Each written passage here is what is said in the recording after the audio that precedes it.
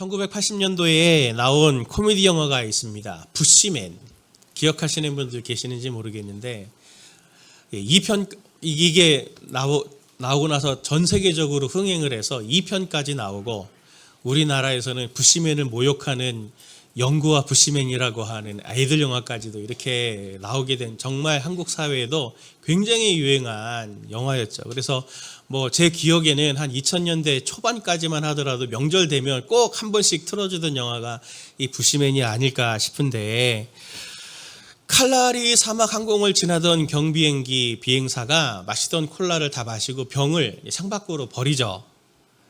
근데 그 병이 마침 이 주인공 부시맨이 살고 있는 평화로운 마을에 떨어지는데, 하늘에서 난데없이 떨어진 이 콜라병을 보고 처음 보는 거니까 이 사람들이 이건 신의 물건이다 여기면서 서로 그것을 가지려고 이제 다툼이 생깁니다. 그걸 보고 이 부시맨이 이제 이걸 대안을 좀 세워야 되겠다 해가지고, 이게 신의 물건이니까 세상 끝까지 다 가서 이 신의 물건인 이것을 돌려줘야 되겠다라는 열망을 가지고 콜라병 하나 들고 이제 세계를 향해 출발을 합니다.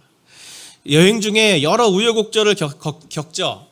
그러면서 내전에도 휘말리기도 하고 여러 일들이 생기는데, 중간중간에 이 부시맨에게 사람들이 이 얘기를 합니다. 그거 버려라.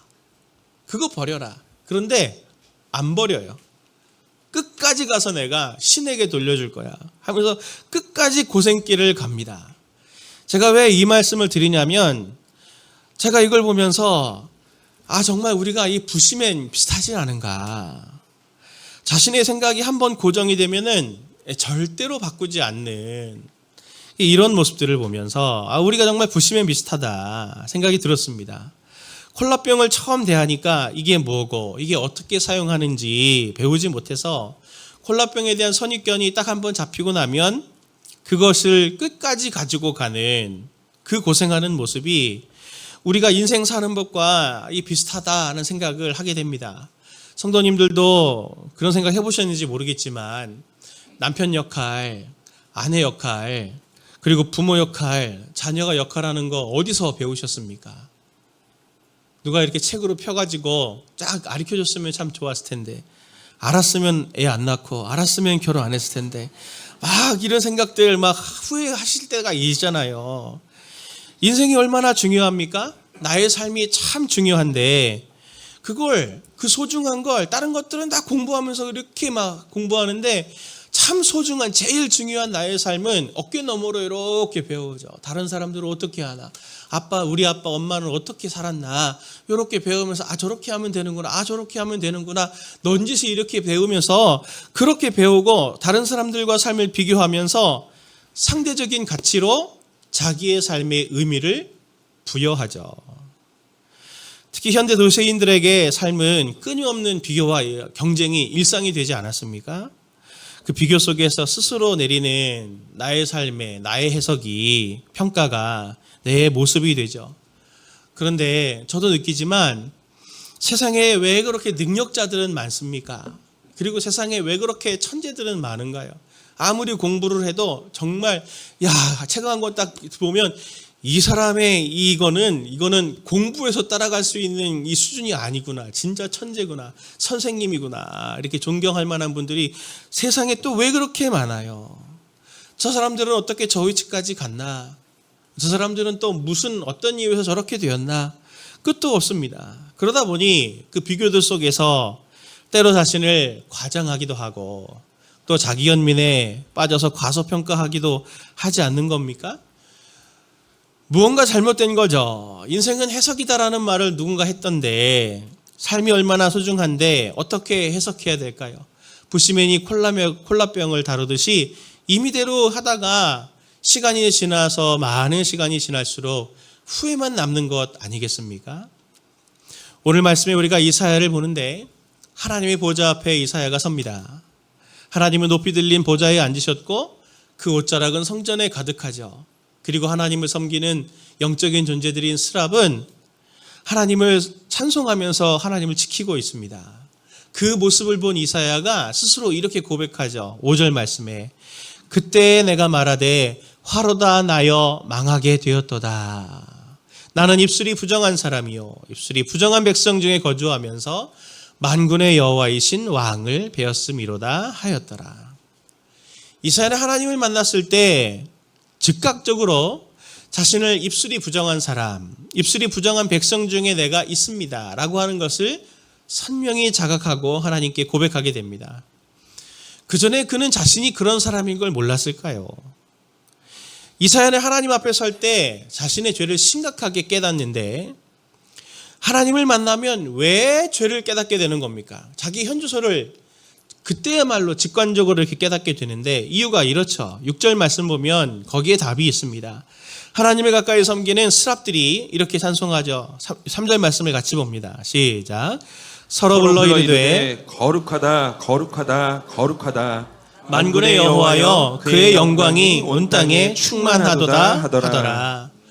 거룩하다를 이 스랍들이 3번 반복하지 않습니까? 하나님이 지극히 거룩한 존재다라고 하는 것을 말하고 있는 건데 실로 그렇죠. 하나님은 거룩하셔서 완벽하셔서 그 어떤 것도 죄나 모자라거나 부족한 것이 없으시지 않습니까? 그러니 하나님 앞에 선다는 것은 완벽함 앞에 선다는 겁니다. 그러니 내 연약함과 내 죄와 내 미숙함들이 더 선명하게 드러나게 되는 거죠. 내 현주소가 여실히 드러나게 되는 겁니다. 이게 신앙의 중요한 영적인 원리이자 또 우리가 경험할 수 있는 신비 중에 하나예요. 아무리 괜찮다고 하고 아무리 멋지고 신앙의 경륜이 높고 한다 할지라도 하나님 앞에 딱 서는 순간 저는 아무것도 아닙니다. 이 고백을 할 수밖에 없게 되는 거죠. 그래서 우리가 늘 우리 자신을 하나님 앞에 세워놓아야 하는 것입니다.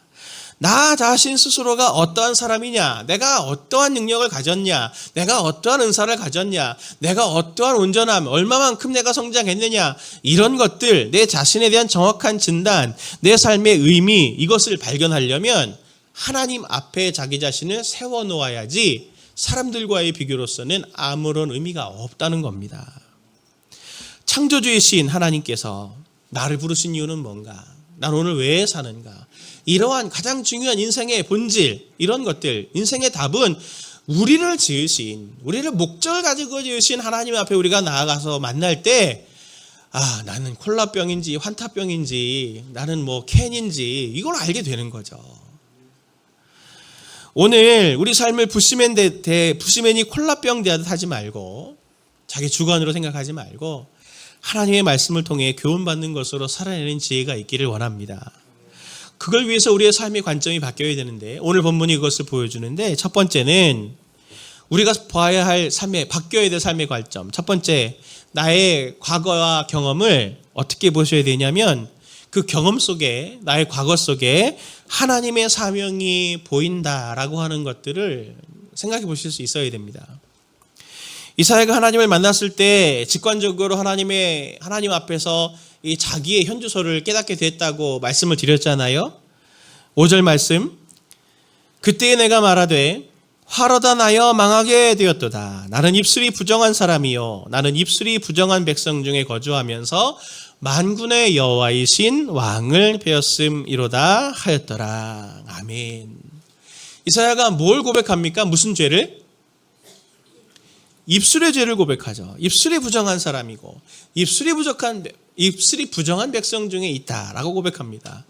근데 더 놀라운 것은 그때 어떤 일이 일어납니까? 이 죄를 고백했을 때 6절부터 7절 말씀을 같이 봅니다. 시작. 그때에 그 스랍 중에 하나가 부젓가락으로 제단에서 집은 바 핀 숯을 손에 가지고 내게로 날아와서 그것을 내 입술에 대며 이르되 보라 이것이 내 입에 닿았으니 내 악이 제하여졌고 내 죄가 사하여졌느니라 하더라. 아멘.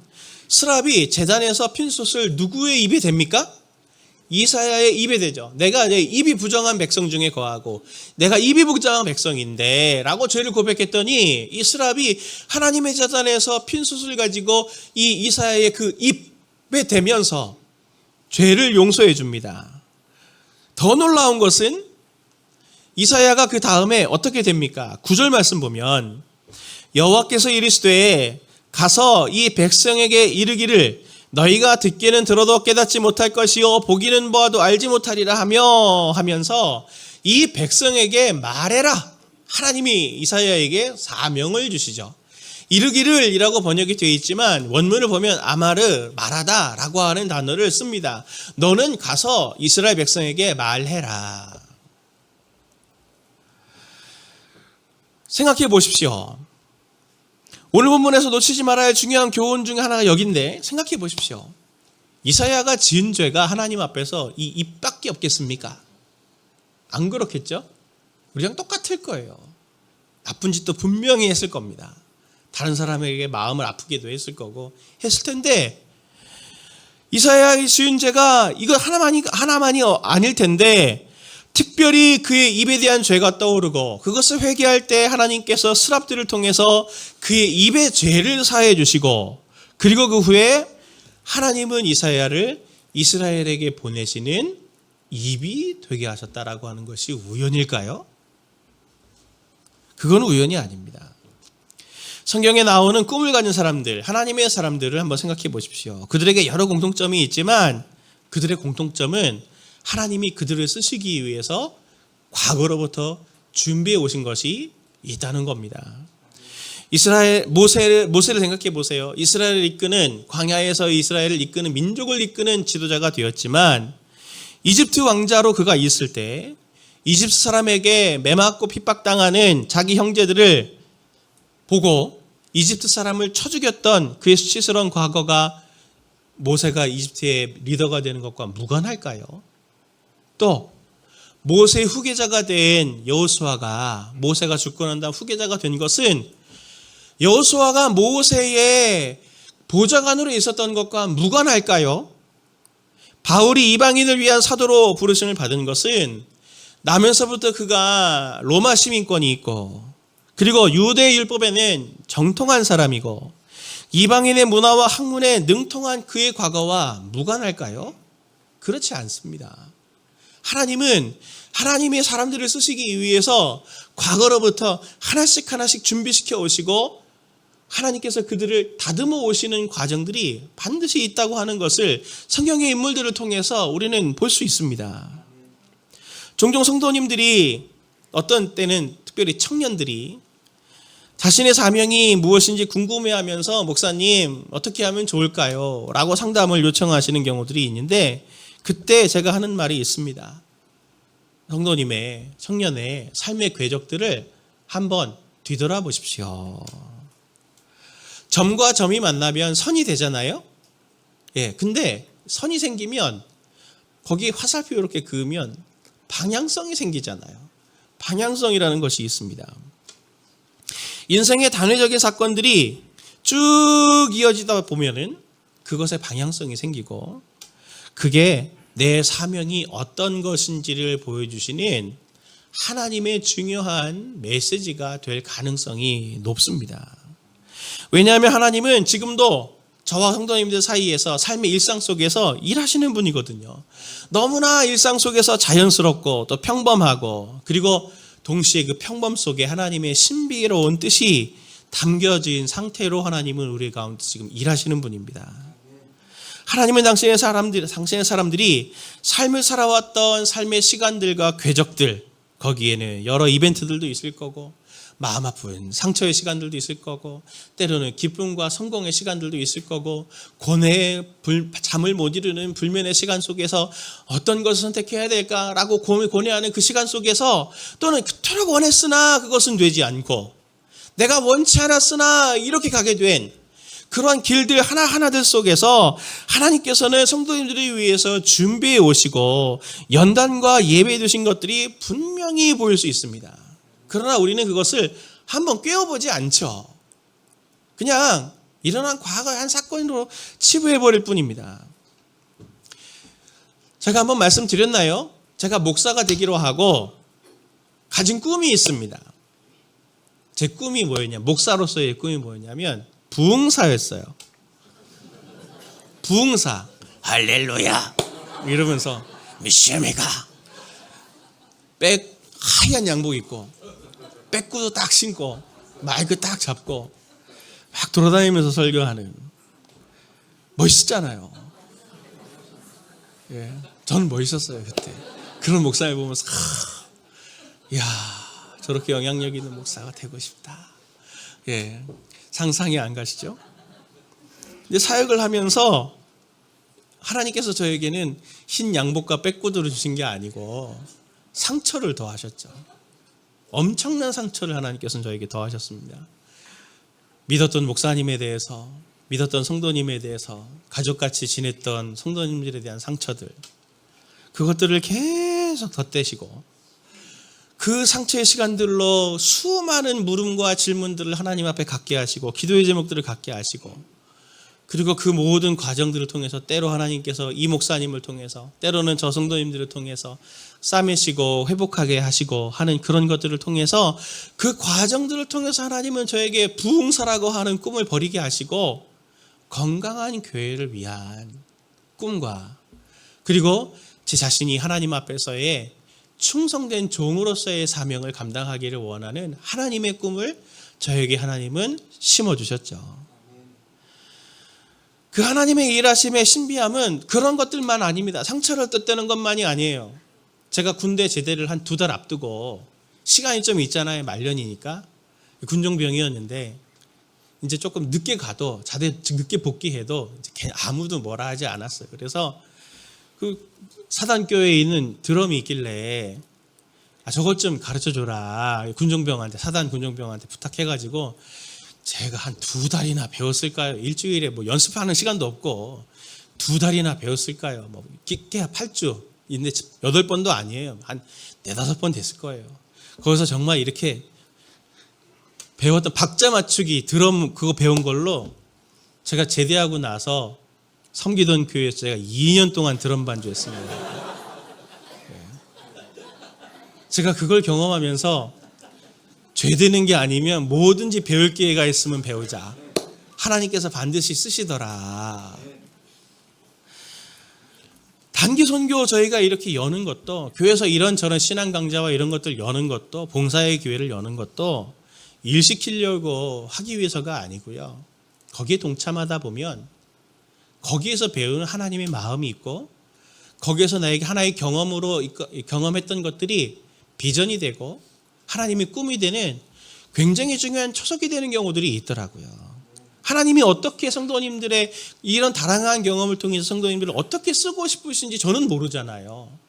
하나님께서 성도님들 각자에게 주신 소명이 있고 하나님이 지으신 목적이 있을 텐데, 그것들이 뭘까라고 하는 것들을 그걸 알고 싶으시다면 성도님들 뒤에 내가 어떻게 살아왔나, 어떤 상처들을 받아왔고, 어떤 치유를 받아왔고, 하나님이 어떤 사람들을 만나게 하셨고, 어떤 성공의 경험과 어떤 은혜의 경험과 가슴 뜨거워지게 했던 경험이 있으신가라고 하는 것들을 생각해 보시면 거기에 하나님의 뜻과 꿈이 성도님들에게 주어지고 있는 것인 줄을 분별하실 수 있을 겁니다.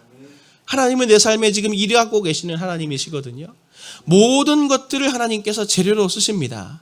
사람들은 종종 꿈이 없다고 말해요. 또 어떤 사람들은 살면서 이런 상처 받았다고 저런 상처 받았다고만 말해요. 상처에 대해서만 말해요. 그런데 한 걸음 뒤에서 성도님들의 삶을 한번 넓게 보려고 해보십시오. 뒤돌아보려고 해보십시오. 과거들을 통해서 하나님이 숨겨져 있는 하나님의 인도하심과 사명은 없을까요?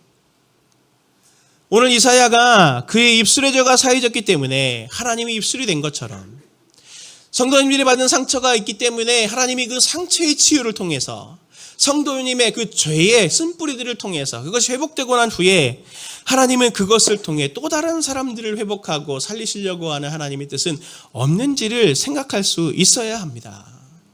오늘 내 삶은 우연 같아 보이더라도 우연이 없습니다. 과거로부터 오늘까지 일어난 만남들, 배움의 길들에서 받은 상처와 아픔들을 하나님께서는 모두 다 버무리셔서 우리를 하나님의 동역자로 역할하게 하시고, 그리고 앞으로도 그렇게 해나가실 거예요. 내 인생에 아무런 행간 없이 갑자기 일어나는 어떤 일이라든지, 또 받게 되는 상처라든지, 또 선물같이 주신 은혜라든지 이런 것들이 있을 때 하나님께서 뭔가 이걸 통해서 하시려고 하는 것들은 없을까? 물으시는 성도님들 되시기를 바랍니다. 성도님들 삶을 그래서 기대하셔야 되는 거예요. 상처가 있더라도 기대하셔야 되고, 아픔이 있더라도 기대해야 되고, 당황스럽더라도 기대해야 되는 거죠. 기쁨과 감사한 것뿐만 아니라 모든 것들, 부정적인 것들까지도 기대하면서 하나님께서 나를 통해 또 다른 사람들을 회복시키시려고 하는 동역자로 삼으실 것은 아닐까 하는 것을 기대하시는 성도님들 되시기를 예수님의 이름으로 부탁을 드립니다. 우리 삶의 관점을 바꿔야 될 두 번째는 나의 오늘에 대한 부분이죠. 나는 오늘 보내심을 받은 사람들 사이에 있다는 겁니다. 보내심을 받은 사람들 사이에 있다. 이사야의 죄가 정결하게 되었을 때 비로소 한 음성이 들립니다. 6장 8절 말씀 보면 내가 또 주의 목소리를 들으니 주께서 이르시되 내가 누구를 보내며 누가 우리를 위하여 갈꼬 하시니. 하나님의 음성이 이사야에게 들립니다. 처음으로 들리죠. 그때 이사야가 이 발전 후반절에 오면 이렇게 자원을 합니다. 같이 봅니다. 그때 내가 이르되 내가 여기 있나이다 나를 보내소서 하였더니. 하나님께서 이사야를 누구에게 보내십니까? 이스라엘에게 보내시길 원하시는데 내가 누구를 보낼까라고 고민할 때 이사야가 적극적이고 자발적으로 내가 여기 있습니다. 저를 보내주십시오. 라고 자발적으로 헌신을 하죠. 그리고 9절을 보면 하나님이 그를 이스라엘 백성들 가운데로 보내셔서 말씀을 전하게 하십니다. 오늘 이사야의 이 모습을 보면은 하나님과 이스라엘 백성 사이에 있는 제사장 같은 역할을 하고 있죠. 그가 비록 부정한 입술을 가졌고 부정한 백성 중에 거하고 있지만 하나님의 은혜로 회복이 된 이후에 죄 용서가 되고 난 후에 이사야는 이스라엘 백성을 위한 하나님의 종으로 적극적으로 쓰이는 하나님의 은혜의 통로가 됩니다. 이것은 우리가 우리의 삶을 보는데 정말 중요한 통찰 중에 하나예요. 성경에서 드러나는 하나님의 사람, 하나님의 백성, 하나님의 자녀들은 사람 사이에서의 존재라고 하는 겁니다. 사람 사이에서의 존재. 그들이 이어주는 존재다라고 하는 것을 놓치지 마십시오. 하나님과 사람들 사이에 서 있는 사람들이에요. 누가요? 바로 내가요. 베드로도 그것을 말하지 않습니까? 베드로전서 2장 9절을 세 번역으로 보니까 그러나 여러분은 택하심을 받은 족속이요 왕과 같은 제사장들이요 거룩한 민족이요 하나님의 소유가 된 백성입니다. 그래서 여러분을 어두움에서 불러내어 자기의 놀라운 빛 가운데로 인도하신 분의 업적을 여러분이 선포하는 것입니다. 우리는 그 하나님을 선포하는 사람들인 거죠. 사람들 사이에서요. 이사야가 오늘 그렇게 하지 않습니까? 눈물과 아픔 그리고 민족의 멸망을 두려워하는 그들에게 하나님의 말씀을 전할 자로, 그들을 공감할 자로, 그들을 위로할 자로, 그들을 경계할 자로, 치유할 자로 지금 보내지고 있습니다. 이처럼 하나님은 오늘 우리의 삶의 위치를 누군가의 삶과 맞물려서 살아가게 하신다고 하는 것을 꼭 기억하십시오. 성도님들 삶도 그렇습니까? 한번 뒤돌아보십시오. 성도님들 삶도 그렇게 생각하고 계시나요? 내가 내 삶을 이 사람들 가운데 하나님께서 나를 보내셨다? 현대 도시 사회는 오로지 나에게만 관심이 있는 것 같습니다. 실제로 그래요. 제가 제 아이들을 보더라도 깜짝 놀랄 만한 이유 중에 하나가 애들이 같은 학교를 다니고 있는데 학년이 달라졌다고, 그래서 반이 달라졌다고 작년에 알던 친구하고 인사를 안 해요. 아는 척을 안 하더라고요. 어떻게 저럴 수 있지? 우리는 이해가 안 되는데 아이들이 그래요. 그게 뭐 초등학교 학생의 얘기가 아니고 중고등학생 애들의 이야기입니다. 나와 이해관계가 없는 사람들에게는 철저히 무관심하죠.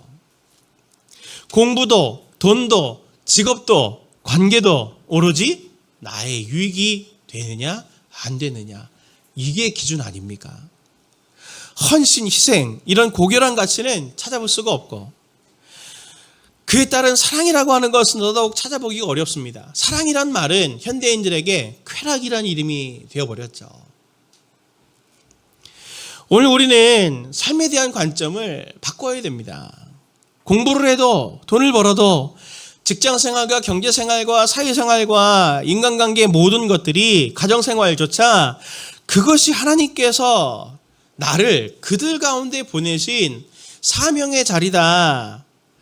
그 사람들을 위해서 살고자 해야 된다라고 하는 인식 전환이 필요한 시대를 우리가 지금 가져야 합니다. 성도님들이 있는 삶의 자리가 사명의 자리라고 하는 거예요. 그들을 이용해서 나를 사는 게 아니고 그들을 위해서 내 삶을 살아야 되는 것입니다.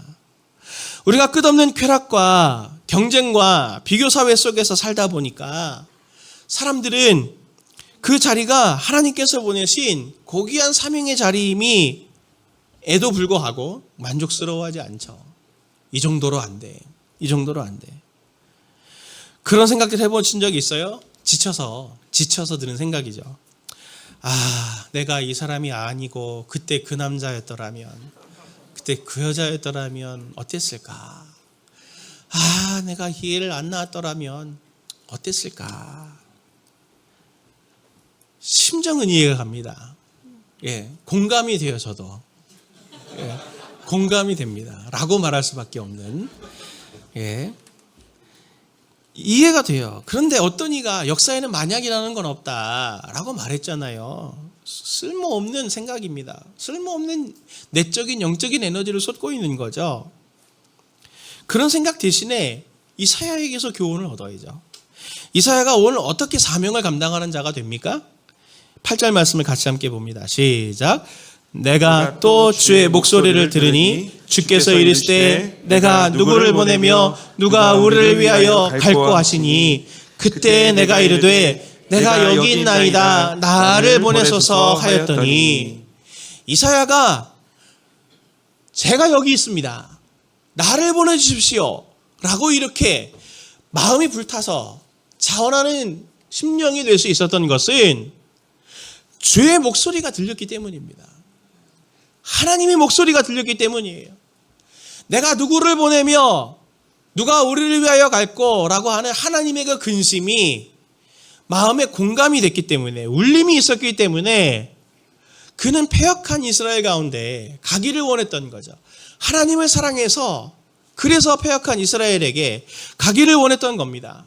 오늘 우리가 우리의 삶을 보면서 내가 보내어진 이 삶의 자리 그게 괴롭고 고통스럽고 힘이 들고 지친다면 내가 오늘 그들을 가운데서 섬기는 사역이 고통스럽다면 우리가 구해야 될 것은 하나님 제게 힘을 주십시오. 제게 지혜를 주십시오.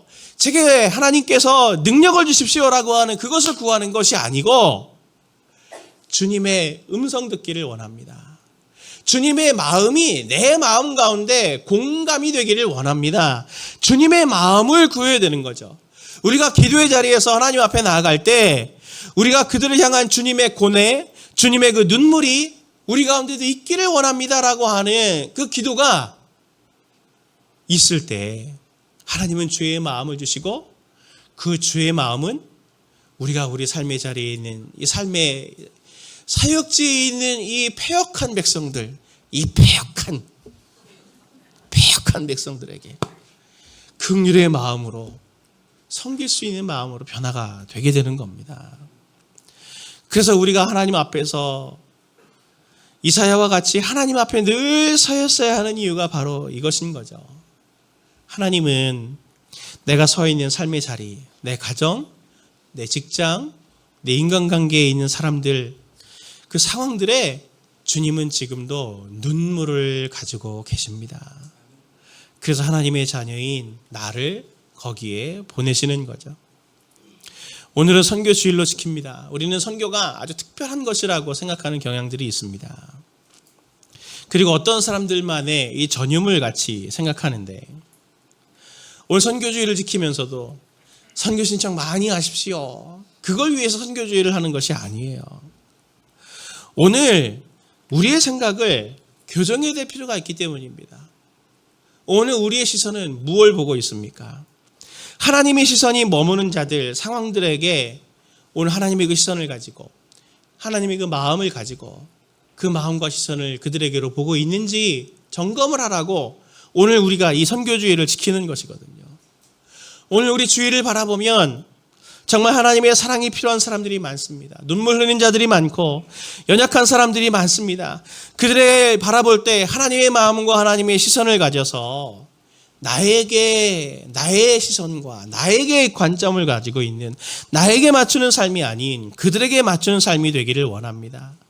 이 선교주일이 오늘 이 순간까지 내 삶에 일해오신 하나님의 흔적을 되돌아보면서 하나님께서 나를 우리 가정 가운데 보내신 게 확실하구나. 하나님께서 나를 이 직장 가운데 보내신 게 확실하구나. 내가 지금 걸어온 이 길이 정말 하나님께서 기뻐하시는 길이구나라고 하는 것을 다시 갈무리를 하면서 동시에 하나님, 저를 이때를 위해서 보내셨는데 제가 주의 마음을 가지고 주의 시선을 가지고 이들을 제가 잘 섬길 수 있는 충성스러운 자가 되게 하여 주옵소서. 이렇게 꿈꾸시는 이 한 주간 되시기를 예수님의 이름으로 축원을 드립니다.